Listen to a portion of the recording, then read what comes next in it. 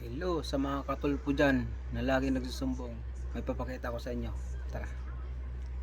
May papakita pala ko sa inyo guys. Kasi nga mag 2 years na ako dito. Ngayon lang ako nag-try mag-order sa Kupang. So kasi tagal na ako naghahanap ng yung may Korean dito na tatak na logo.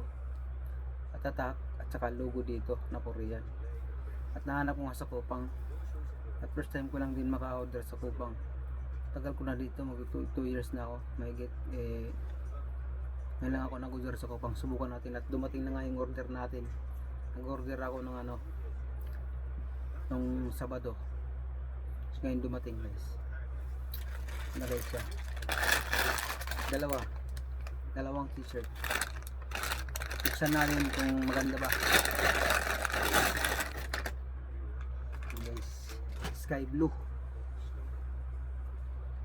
Ay nga guys, oh. Tingnan natin maganda ba siya.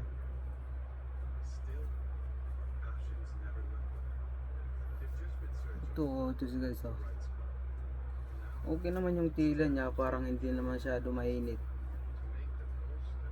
Pero yung lang niya, yung print niya dito, yung design niya dito na nakasulat. Parang dinikit lang siya, ay ninit, parang mababakbak siya. At saka ito rin okay naman siya, kaso lang matatanggal to, mababakbak to kasi nga hindi siya talaga siya yung print talaga na makakatulad nito. Ito talaga hindi talaga matatanggal. Ito lang siya parang pinagdikit lang at saka sakto lang, small lang, small kasi ako maliit. Tingnan natin yung isa guys, kung anong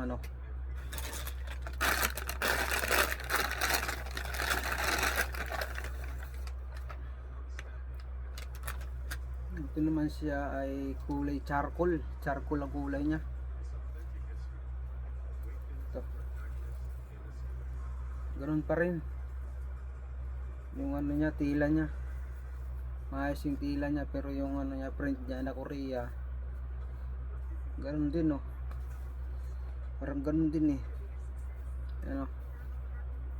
Korea, pero parang ganun pa rin, pa rin siya, parang mabawakbak siya guys. Akala ko hindi, akala ko maganda siya, pero okay yung tila niya, pero yung lang niya, yung mga logo niya at saka yung pinaka niya dito, parang mabakbak siya, hindi siya magtatagal. Yan lang, naghanap kasi ako nito sa Kupang lang ako nakahanap, kasi nga hindi ako nakahanap sa mga